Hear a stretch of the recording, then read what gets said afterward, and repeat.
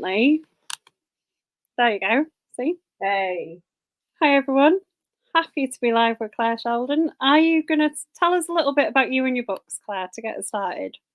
Okay, well, I'm Clare Sheldon, and I've written 4 books in what is, I think it's Detective Jen Garner series, I think it's been called now. So, yeah. And then my most recent, A Deadline, which is there, whichever way, was released on the 24th of October. So, yeah. That's you. Right. Tell us a little bit about, is she named?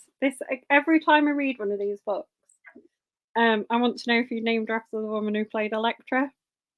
Yeah, well, this is what, when I was first doing it, people were saying, "Oh, you can't call her Jen Garner because of the real Jen Garner." But no, she wasn't. When I used to write as a kid, I always used the name Jen, so she was destined to be Jen, and I don't even know where I got Garner from. So no, she's not named after the real Jen Garner. Fair enough. Have I asked you that before? No. I was reading it this time going, I really wonder. Yeah, I know a lot of people said I shouldn't, because of that, people will get confused about her, but nah. No, I think she's quite a feisty character on her own, isn't she? I think she's a good lead character. Yeah. I like that she doesn't. She kind of goes her own way, doesn't she? Yeah. Yeah, she's like in the 3rd book, Burning Light, she was sort of struggling because she was decided she was going to settle down and join the Nottingham Police Force, and then she couldn't just go around doing what she wanted like she'd been used to in her previous career. She had to play by the rules, of want a better way of putting it. So it's been nice to let her go wild again. Yeah, and she's not good at playing by the rules, is she? No. We've got some hellos from Angela and Sarah. Hi. Who are watching. You might have met. Oh, I don't know if Sarah came to our live event actually. I was going to say you might have met Sarah. I think I know Sarah from Bay Tales. Yes. Yeah, she does go to Bay Tales. Yeah, and Angela says she loves Jen. This is good. You want people watching who are fans because they're going to come up with questions to ask you. Because I'm trying to work out how, because we were talking before we went live, weren't we, about the book? And I'm trying to work out what questions I can ask you without giving away any spoilers. Because it is really hard. You've written a book where it's like kind of hard to come up with good questions that aren't a spoiler for anyone who's not read it. Yeah, Sarah said Bay Tales. Yeah, this is it. It's like you sort of, once you've read book 1, you know the big secret of who Lisa Carter is. So, and I think that might be where people are getting confused. Not Lisa Carter, Lisa, whatever her name is. I think that's where the newer readers are getting confused, because I switch between Jen Garner and Lisa, but Jen Garner and Lisa are the same people. Yeah, and that's, I guess, where it is better, because although I think this does read as like, I've read the 1st book and the 4th book, I think, and not the ones in between. So you know the big plot spoiler, so that's good. So, well, I know the big secret because I read the 1st book, but I didn't feel like I'd missed anything out by reading book 4 and not reading some of the others. Do you know what I mean? You mentioned other things, and I was like, I probably would have enjoyed it more if I'd have read the whole series in order. I'm sorry. Lisa Carter. There you go. I've remembered. But I think it's like, I do think you can read book 4 as a standalone. It might ruin book 1 for you though if you went back. Yeah, well, this is it. You know that everybody's, well, you know that Hannah and Chris are together, and you know that everybody's happy ever after. So not really, but sort of happy ever after. But I Yeah. think you'd probably understand some of the references and whatnot that I make through it, because you would have read like I think there was some references back to book 2 and the child paedophile ring thing, that you would have realised what he was talking about if you'd have read 2, but it doesn't really matter because I don't really go into what happened in that case. It's just referenced as a case that Chris worked on in the past. Yeah. Oh, Angela says a dead lie made her fall into a reading slump. I'm guessing that she's saying nothing else was as good after. Yeah. That sounds like a compliment. Thanks, Angela. I'll send you some money in the post. I'll buy you a drink at Bay Tales.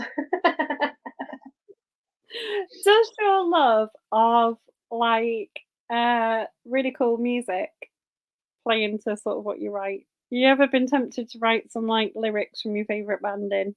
Well, this is what I did. So back to book 2, I wanted to put some Jimmy Eat World lyrics in it, and they said I wasn't allowed to do that. I couldn't do that even if it was referenced properly. So there went that idea. But then with this one, there is Taylor Swift references in it. So if you know Taylor Swift songs, you'll probably pick up on the references.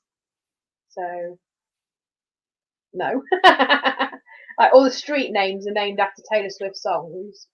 Are they? When they go walking around chasing this person, all the street names are Taylor Swift songs.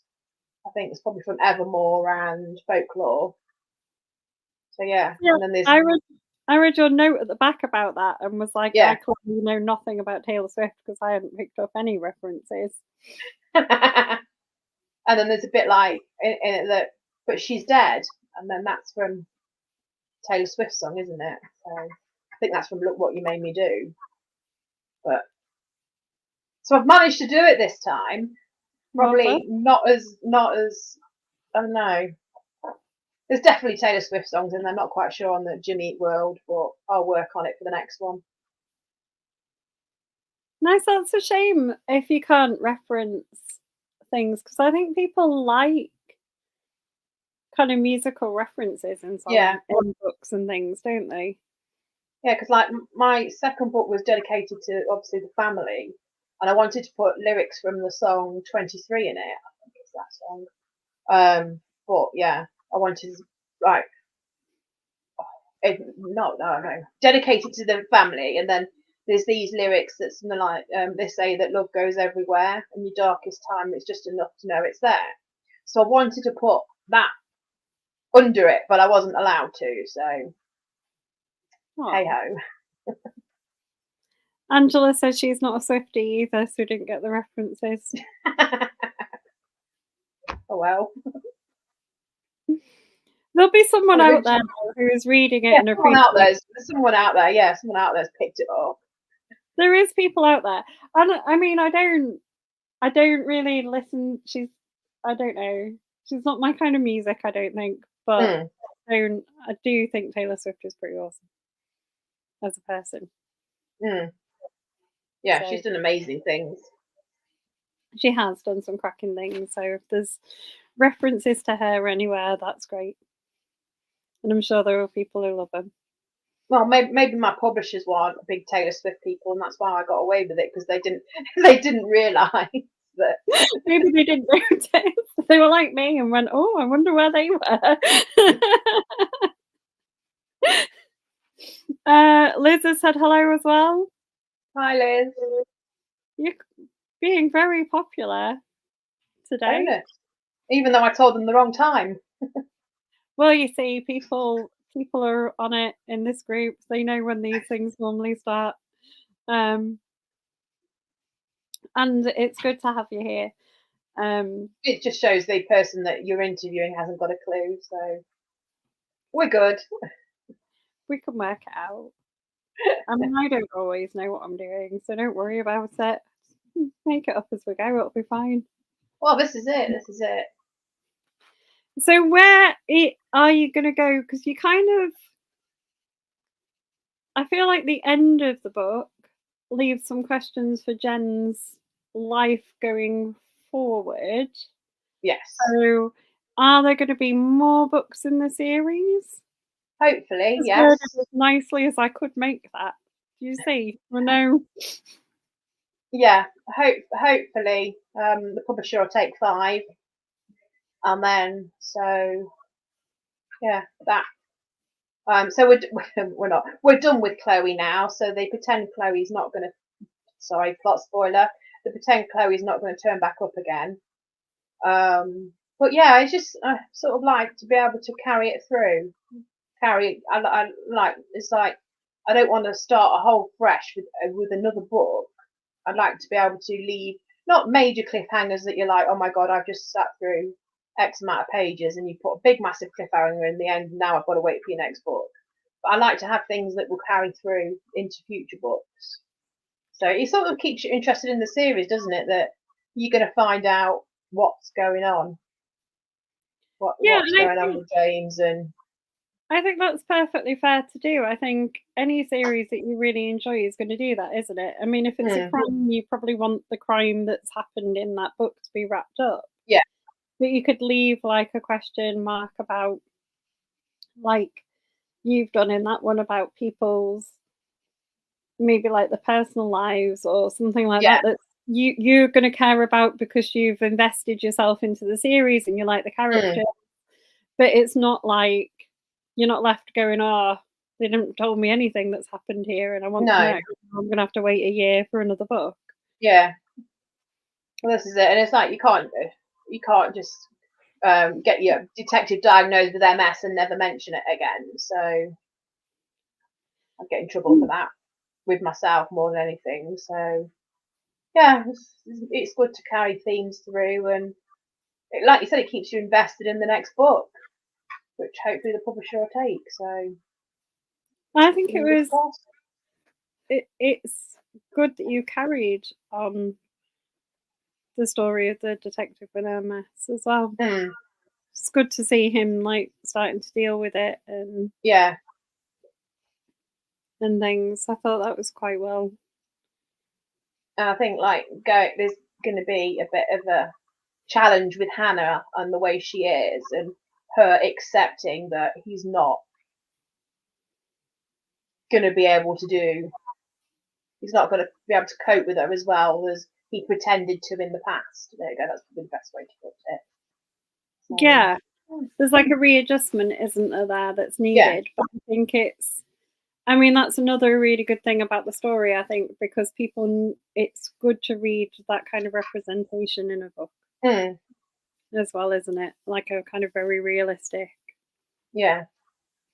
Because like Chris dumps Hannah at the end of 3, yeah, but then Hannah comes to Nottingham to see him when they sort it all out. So I think this is going to be stuff there with Hannah dealing with what Chris. It sounds really bad when I put it this, dealing with what Chris is now, but then I think it's the same in all relationships. That if you people that are out there that aren't in a relationship and have MS, it's a big thing to turn around to a future prospective future partner and go, oh, by the way, I've got this life altering disease.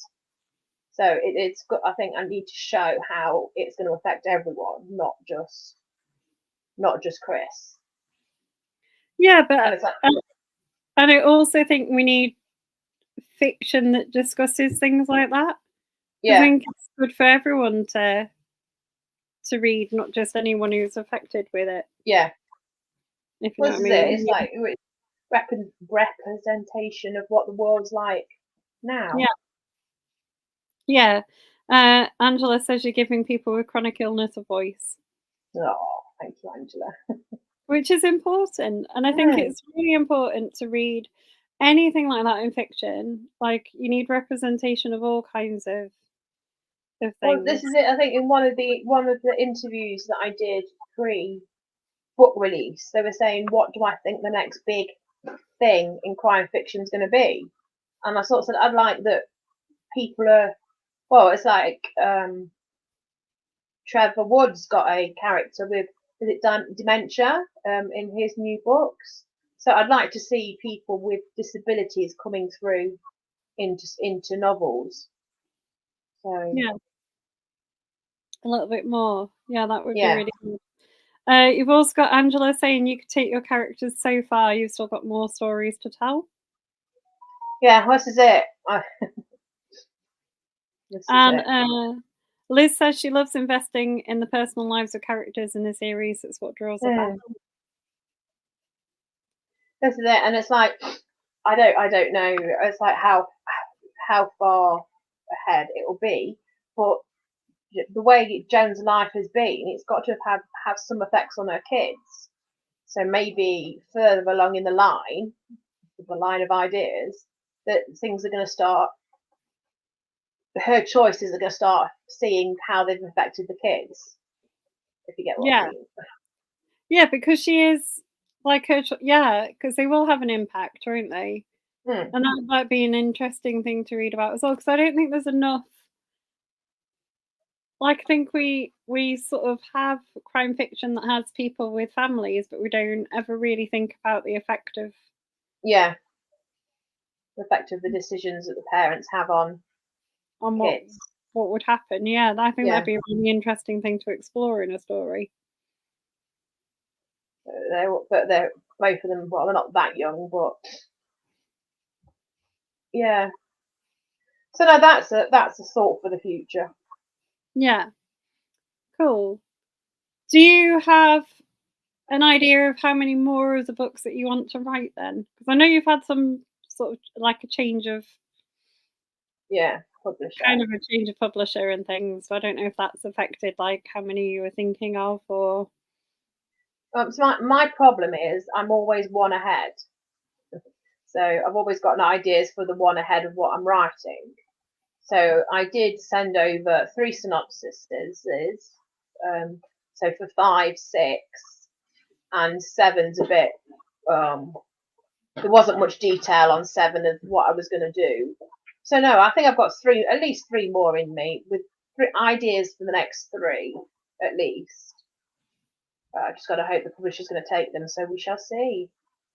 what would you write after that? Because I feel like there's more. Like you could do spin-offs of the characters because there's so Yeah. many of them that you would read stuff about. Like I would read whole ones about Hannah. Yeah. Chris. Well, this is it, isn't it? And it's like talking about, I know, looking at other publishers, but the problem is no other publisher will take the series. So if I was to move or look at somewhere else, I don't really know.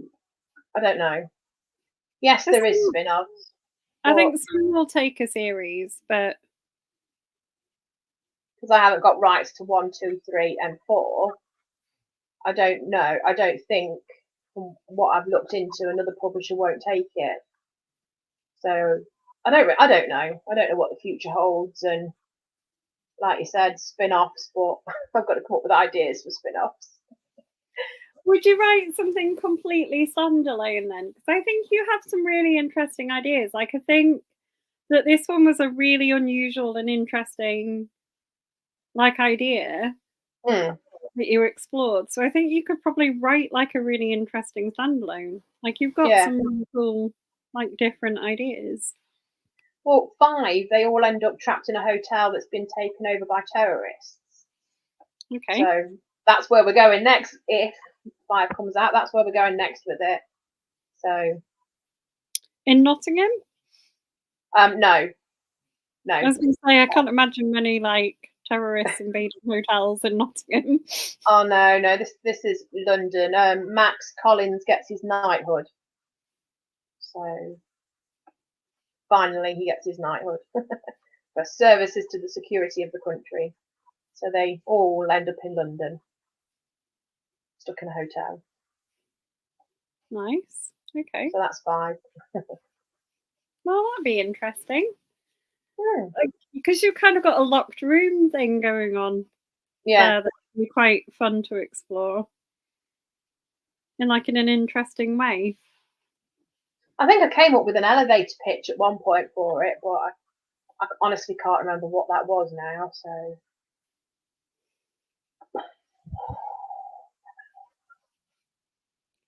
think it was something along the lines of about them taking over a hotel, but they don't know who's in the penthouse. Oh, okay. So there's going to be another twist to it because it wouldn't just be. I don't think it'd be a new book without there being a bit of a twist. Yeah, of course. So But yeah, everyone wants twists in books these days, though, don't they? So, do they? don't know, do they? When you read, you're always looking out for the twist at the end. I don't know. I don't know because I can never figure out the twists in books. Yeah. And I think it varies on what mood I'm in. So I think Mm. sometimes I like one where there's a twist at the end, and then sometimes I like books that are the equivalent of like I'm trying to think of how to explain it. You know, like they make Norwegian slow TV where you just watch someone on a cruise Okay. Yeah. for like hours. They just Yeah. live stream it just traveling or like the train journey from somewhere to somewhere else. I kind of want a book equivalent of that sometimes, or it's just going to Yeah. be really slow and boring. Or not boring, but you know what I mean. That's the wrong word. Slow and kind of predictable Mm. I sometimes. just wonder that. I just worry that people find that boring if it's too predictable. I think it depends on your readership. I mean, you've obviously got a group of people who like things Angela says she loves twists. Sometimes she can work it out and sometimes she can't. Mm. Did you work out this one in this book, Angela? I'm interviewing Angela as well now. We'll see. Yeah. Yeah. Don't worry about me. What is the feedback though? Have people come back to you and said that they worked out where that was? Because I did not work out where that was going. Yeah. I don't. I think it's a bit of both, really. Some people sort of worked it out a lot, but then it's also a new readership. It's the new readership thing again. So I think people. I don't know. A bit of 50-50. Yeah, because you were saying about you. Is the new readership coming from having a change of publisher? Yes. Yes. So because it's been going out well on in their social media. It's also been going out on their mailing lists. So people that have never read anything by me or have even heard of me are now hearing of me, if you get what I mean. And I think the box set's been a massive help as well. Releasing the box set of all three of them has been, then they can just pick it up really, hopefully. You do have like a dedicated. Obviously, we've got people like Angela watching who've been a dedicated readership as well that have followed you, who must have been quite sort of keen for book four to come out because there was a bit of a gap between them, wasn't there? Yes, because of the change of publisher, there's been more than a year between them. That's just been getting everything sorted out, their end and my end. So yeah, there's been a longer. I was doing one a year, and so the fourth one would have come out earlier if the publishing change hadn't been. If I hadn't changed publisher, then the fourth one would have come out earlier. So So hopefully the fifth one will be next year. I was going to say, is book five well underway then? Five's written. Yeah, five's written and with the publisher as we speak. So What's the research like for them? Because I feel like with the concept that you had for book four, like that must have taken some research to work that out.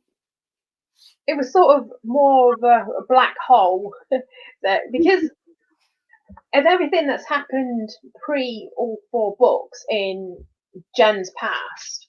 I wanted to bring someone back that knew everything about her, and then I was like, "Oh, how do I do that?" And I sort of was looking into brainwashing and spoke to some people, and they said that it's sort of brainwashing's been disproven. You can't actually brainwash somebody. So then I fell into looking at coma victims And it's like just spending hours and hours and hours reading about coma victims and their recovery. So yeah, it's been, yeah, there's the brain people. So there was a website about brain. I think it's Lister's website about brain injury, and just reading some of the stories of people coming out of comas and think weird things that they've experienced. I know when I was writing it, two people I know did end up in comas, but they were both for medical reasons. They weren't because they had a massive hit over their heads, so they had a much more gentler brought back to reality than before. So no, I think it was just a lot of research into comas and how you can make how you can make people believe that they're not actually who they are. And then it was also I needed to get the said person. How do you get the said person to have an injury to end up in a coma in the first place? So then it's like looking at shaken baby syndrome. So then it's just all been lots of long black holes of stuff that if hadn't spent so long looking at it, I might have got more done at the time. But I think that's interesting. If you live in my nerdy household, we were talking about brain science the other day and just how fascinating it is that we don't really know that much about how the brain works. Well, this is it, yeah. So we know things about it, but we don't really know why certain things happen, even though we know that you can sort of see them and things. Well, and it's just like we're having this. It's like we know so much more about all kinds of things than we do about how our own brains work. yeah.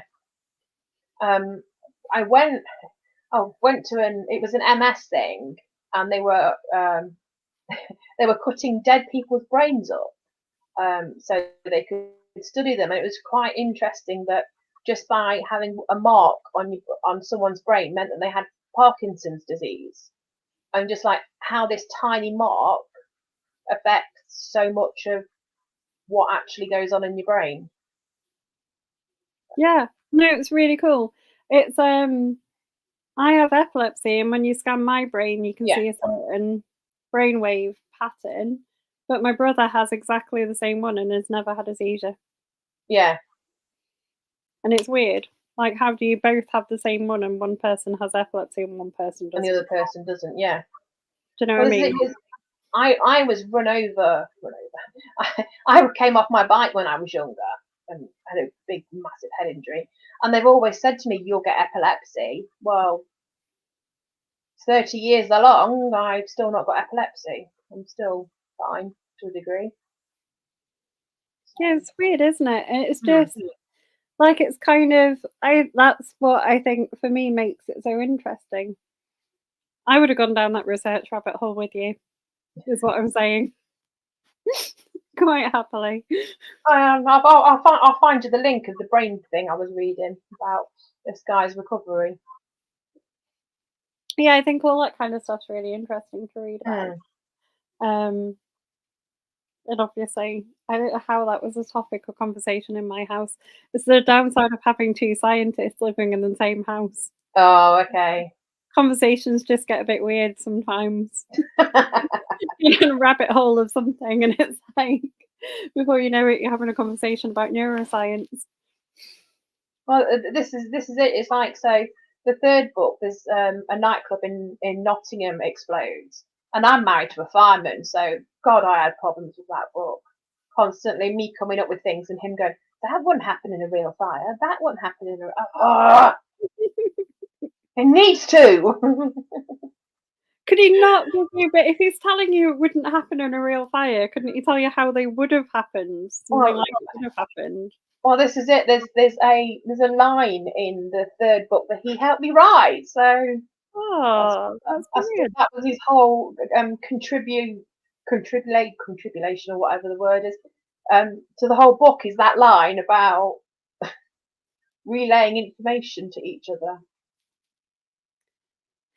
So yeah, you could hire him out for other authors though who need fire information. well, this is it. This is it. Hire him and his friends out. You know how, because people do want experts, don't they, on things? Like it is. Yeah. Well, no one's come to me yet wanting to borrow my husband, but he's free. You see, mine Take him gets off my hands. borrowed places, but only because he's really tall. Yeah.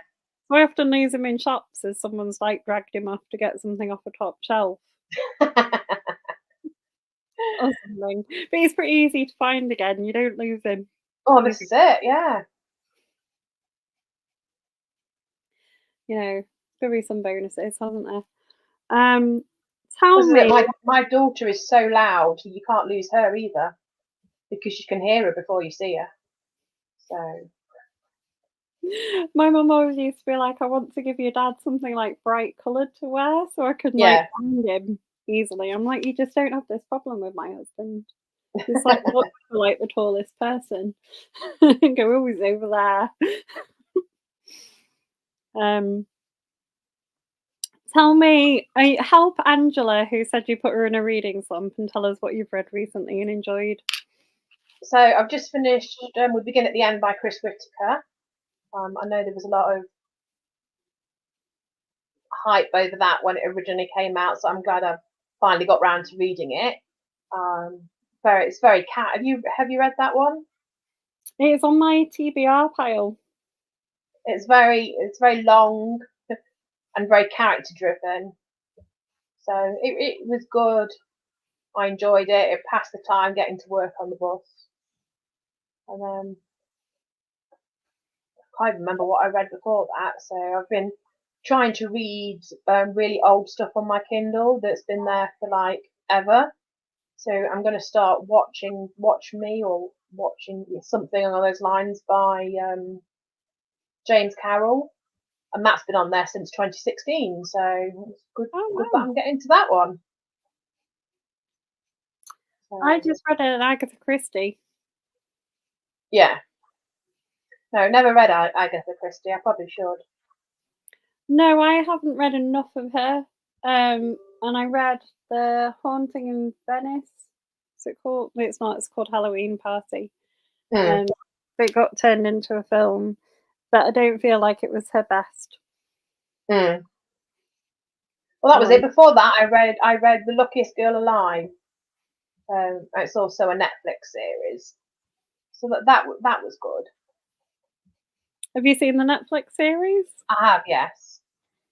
So if anyone's read it and seen the Netflix series, have to send me a message so we can talk about it. Because I was quite surprised to learn that the author of the book actually wrote the Netflix series as well. Really? Yeah. I think Netflix do let the authors be relatively involved. Apparently, there's something like you can go and make a cameo as well if you're like your book is turned into a Netflix series. Would you do that? If there was a Netflix series of Detective Jennifer Garner.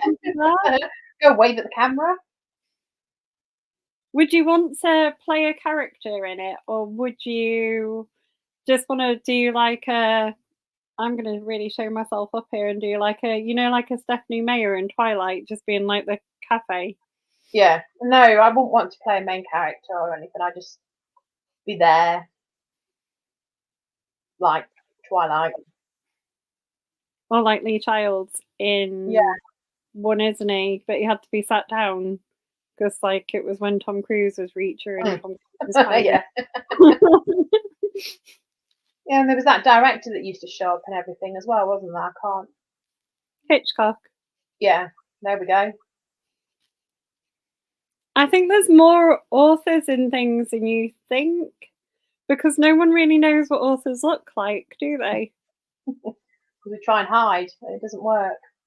You do, and things like this now mean that your anonymity is broken.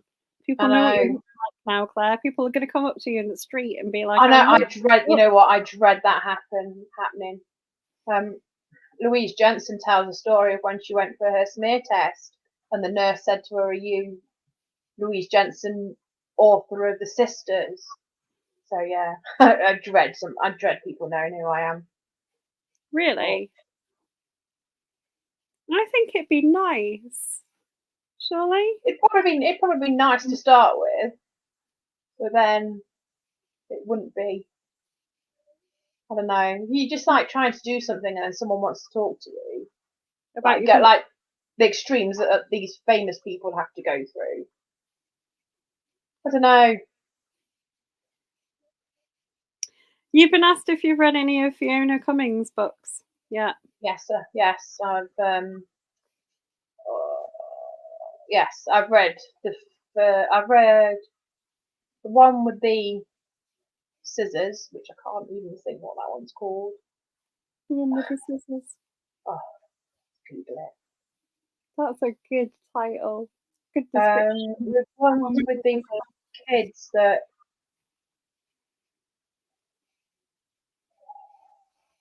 And apparently Alice Feeney is getting one of her books made and has been Oh involved. yes, yeah, I saw her at Bay Tales. I can't remember which one which book it was, because I think I was scrolling and saw a couple of hers. Yeah, I've not been to Bay Tales yet, but it always looks really good. No, you should do. It's just getting to the festivals that are out there and great, isn't it? Mm. So I've read Fiona's Into the Dark, and when I was 10, there you go, it's got a picture of scissors. So yeah, when I was 10 and Into the Dark, I have got All of Us is Broken to read on my bookshelf. So yeah, I like Fiona's stuff. Apparently, go on. Sorry. As I say, apparently that one's a bit intense.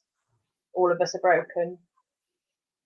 So we shall see. But then again, I sat on the bus coming home yesterday. Yeah, sobbing my little heart out at we begin at the end. So it's a good job we all sit facing forward. Otherwise, people would have had some weird, strange questions of what are you crying at? I'm crying at my book because I'm a sucker for a happy ending. I did that at work once with William Hussey's book. Like his YA one, Hideous Beauty. And I was reading at work and the ending of it just made me sob. Yeah. At lunchtime, but luckily it was a lunchtime where I was on my own. Because I was like, can you imagine if like one of the kids, like there's a kid who often like eats in my room or like teachers, and it's like I'd have been there going like, it's just my book. Yeah, this is like when sometimes if I'm near an end of a book, I will read it in bed next to my husband, and I just sit there crying, and he just like rolls over. I think he's used to it now. He doesn't understand why I cry at the end of books. So he just leaves me to it. Mine says he knows if I like a book or I really don't, because they're the ones I like tell him about. Yeah. Otherwise, I'm just like, go away reading. No, many times I've sat in bed sobbing my heart out, and he's just been lying there because he knows I'm being stupid crying at a book. Well, that's all right. It's okay to cry at books or movies or TV shows sometimes. Oh, I cry at most movies. No, I don't movies that much. The odd TV show sometimes. Yeah. I can't remember the last movie that made me cry. Yeah, kids always take the mick out of me because I cry at the end of movies. Yeah, it's not one to go and watch, is it then? Or do like? I'm normally okay. You can get away with it in the cinema, but when you're sat at home, it's a bit difficult. The last movie I saw at cinema was Barbie one. Yeah. And there's a bit in it about someone watching like Pride and Prejudice and eating like Haribo and being sad. And my husband was like, "You don't need to be sad to do that." And I was like, "Go away." That's the last movie I saw. The Barbie one. Yeah, mine just sat there either laughing at it or judging me. You're like, you just do this all the time, and I'm like, but it's good. Yeah. Angela says your hubby sounds like hers. He doesn't get it. No, most of them don't, do they, to be honest? How have you celebrated the launch of your book then? We had champagne at work. I had because it was a Thursday and I was working. I had a very expensive bottle of champagne that I was given, so I took it into work and shared it with my work colleagues.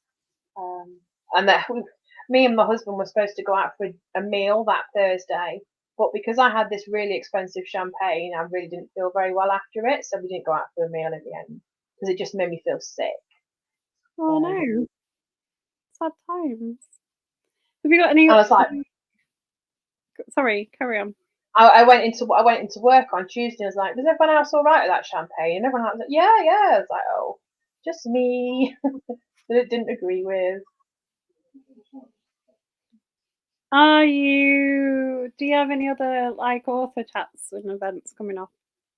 No, this is my last one. Haven't really got anything planned. I think this is the last one of the month of everything that I put onto my little calendar thing of how I was going to launch this book.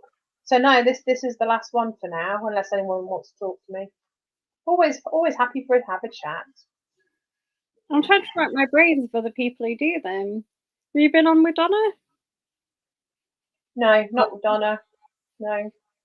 Ben does a podcast. Have you done Ben's? Yeah, I've done Ben's. So I've done that one. I'm trying to think of more people I can get you involved with. You have to go and put a good word in for me. Have you introduced yourself to the bookshop in York? The crime bookshop? I haven't been to York to introduce myself to them, so. And they're on Instagram. Yeah. They do like lots of like author signings and events and things. Might be worth having a chat. Yeah. If I'd have known about this conversation, because I was in there today and I would have been like, you should talk to Clare Sheldon. She's really like, wish I'd have known. Oh, I could have dropped one in, a mention in for you. But they are really nice, so they are worth making friends with. Yeah. Because they seem to have quite a lot of author events going on. Cool. All the time. Like I bought a book and they were like, oh, if you're here tomorrow, the person's signing them. But sadly I'm not going to be. I'm trying to think what else I can ask you about the book. So we didn't talk about Chris, talked about Hannah. Is the person who was suggested as a secretary going to come back up in another book? Yes. So Sam, that's it. Yes, that's another storyline that I'm happy to that I want to carry on. Just the fact of Sam was always the really annoying PA that Jen hated, and then Sam wanted to be in on all the action, and she did, and then now she's got PTSD. So yeah, she's gonna be the superintendent's new secretary. But then in the 5th book, she's quite a big character in that one of how the whole PTSD issue is actually affecting her. So yeah, Sam will be there. Good. Yeah, I feel like she'd be quite interesting to see explored in another book. I did feel like you had unfinished business with her. In the story. Yeah, it's like Jen says to her in the 5th. Well, I don't know. Was it the 5th book? She says to her at some point. No, I think it's this one. She says to her at some point that you only saw us in the heat of the moment when all the action happened. You never saw what was actually going on, and then you've sort of had a peek behind the curtain, and it's not all champagne and chocolates because you've solved the case. There's all the crap that goes along with it. So no, Sam's going to be a PA again. She's decided she's not cut out for the action, hasn't Yeah. she? Yeah, because like she can't.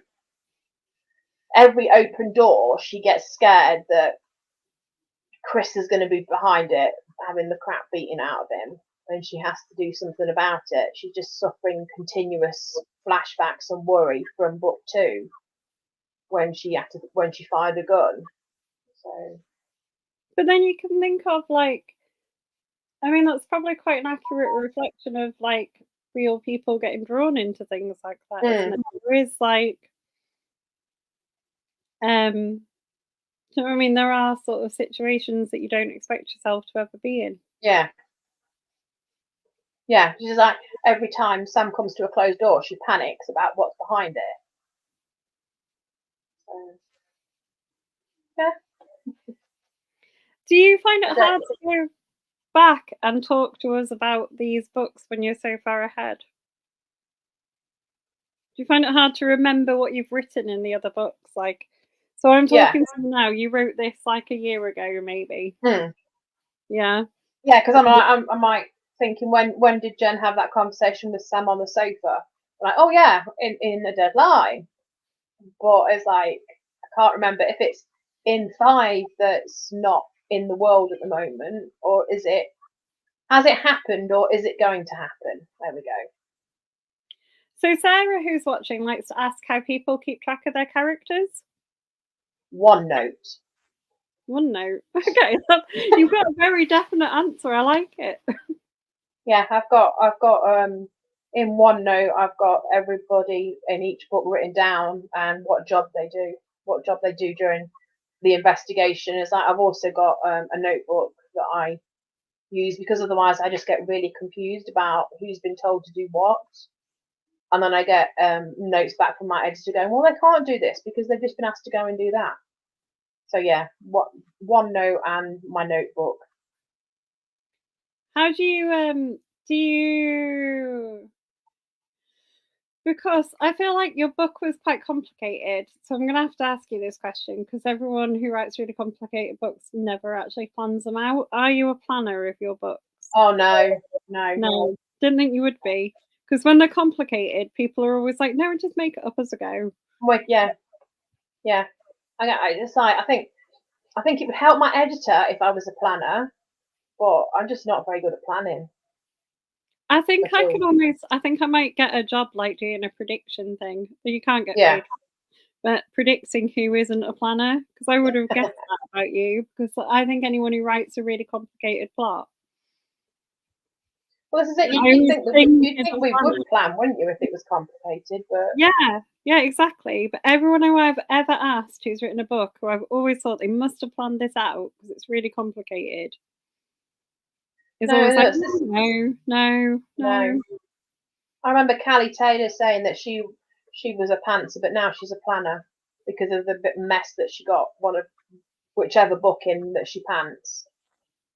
So, and the amount of editorial changes she had. Would that, so that's not happened to you then? You've not got stuck in a thing from doing that? It's not? No. I seem to manage to get around it. That's good. But then also I've had a change in editor. So that might all change as we go along. Was it a different experience then, having this one edited, having had a different editor before? Yes. Huge difference between Lou and the person that, well, it was more than one person that's done this one. So huge difference. Because I feel like there's probably quite a close relationship between editors and the authors. Well, this is it. It's like, it's like when with Lou, it's like I knew who Lou was. Lou knows who I am, and we communicated with each other. Whereas now, we've moved over to Joffy, it's not. You don't have the one-to-one communication with your editor anymore. It all goes through a third party, for want of a better word. So you get your edits, and then you do them, and then you send them back, and then it gets passed on to somebody else, and then passed on to somebody else. So no, I definitely miss that close relationship with my editor this time round than what I had previously. It's like I used to send Lou flowers just to say thank you, or whatever, or chocolate or whatever, but I can't really do that now because I don't really know who these other three are that have edited this one for me. Do you know any other Jothy authors that you could like talk to or get any ideas from? Yeah, because I can't. Is it Christy? Raven tattoo lady person, and then there's also Rebecca Bradley. So I'm already a big fan of her with her Hannah series, but she's with them for her Claudia Nunn series. So no, there is others, and there's all the people that they took over from Chocolate. So yeah, but everybody does everything differently, don't they? So it's just going back. It's just being in with a different company and a different how they do things compared to how they've been done in the past. There we go. Yeah, it's an adjustment period, isn't it? Yeah, and I don't think anyone always adjusts well to a change in routine, do they? Things that are different. No one ever likes to change. No, definitely not. As much as we say we're flexible, we're not always. Yeah, like things the way they are. We're getting old. Yeah. I think it's just people need to be honest that we all do. We all like things the way they are. We like our routines. We like our ways of doing things. We might say that we don't, but I think everyone really does. Yeah. It's like when you get a new manager at work, isn't it, and everything, or when you change job and everything changes. Yeah, it's very true. As much as things change, as much as things change, they stay the same. Or I can't remember what that saying is. I think you've done well because we've dragged you on here not feeling very well, and you've done. I know. I've had to run off to the loo just yet. I've managed 52 minutes. You're doing superbly well, considering that we've made you come and talk to us while you're not feeling well. Nah, it's not made. Anytime. I'll ramble on to anyone anytime. Well, you are welcome anytime to come and ramble on. Do you ever feel writing a book sort of set within the police world any kind of pressure to like about your police procedures or anything? Well, this is it. I've been very lucky so far, and kind of to put it a better way, got away with it just by doing research and reading books, which I think is why they wanted me to go more down. Originally, they wanted me to go down the Hannah route than the Nottingham police, because with the Hannah route, she's got an elite set of detectives and she can get away with anything. Whereas if the Nottingham police force went and did some of the things that Hannah's team do, everyone would be like, yeah, that wouldn't happen in real life. So, yeah, I've been very lucky. I've not been caught out yet, but there's always time. Do you have any? So we've established that you've got a firefighter that you could ask questions to. Do you have any policemen that you have on your books to ask? I do know policemen, but I haven't, in all honesty, asked any questions. So I've just been living off Stuart Gibson's books, Stuart Gibson's self-help books. And I just get, there's like the two policemen I do know, I get a bit scared about asking them. They probably love it though. I think that everyone who does any kind of job, like probably would like a kind of serious question about it. Mm. If you know what I mean, like people showing a genuine interest is probably Yeah. appreciated. Yeah, because there's that guy that Chris is loosely based off.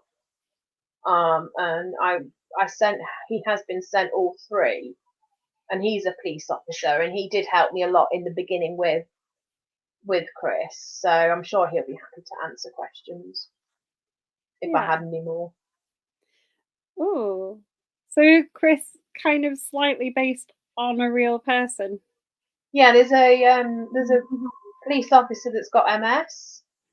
Well, it's obviously probably more than one, but it was one that I was aware of that has MS that I contacted and said, how did you deal with it? The whole having MS and being in the police force. And we sort of had a chat about it, and then how he sort of felt, and that he said that he's now in a better position than what he was previously. He's in a role that he can manage his MS with and on, and he enjoys it. So Chris is very loosely based on him, of someone in the service that's got MS. So. That's good to know. Angela says get well soon. Thanks, Ange.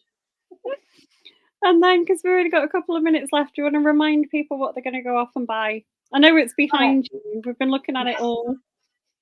So you're all going to go off, and you're all going to either get it on Kindle Unlimited or Kindle, or print on demand. You're all going to get A Dead Life by me, which this is so hard. Yeah, she's there. It was released on the 24th of October. So yeah, go out, buy it. There's a blog tour going on at the moment, which is on Instagram, and it's been popping up on Facebook and Twitter. Yeah, please buy my book. And then drop Claire a message if you've either watched The Luckiest Girl Alive and want to talk about the Netflix show and book. Yeah, if you want to talk, I'm always happy to talk forever. Cool. No, they're good. Thank you very much. Thank you very much. Thank you for everybody popped in. Yeah, you are very Even though I told you all it was 8 o'clock. You're welcome back anytime. Even if it's 8 o'clock another time. Yes. Might get my times right next time. It's all right. And I'll look at what that elevator pitch was for the 5th one. No. I'll let you know. Yeah, because it sounded good. And then thank you. It will be. And I hope you feel better soon. Thank you. All right. Thank you very much, everyone. Bye.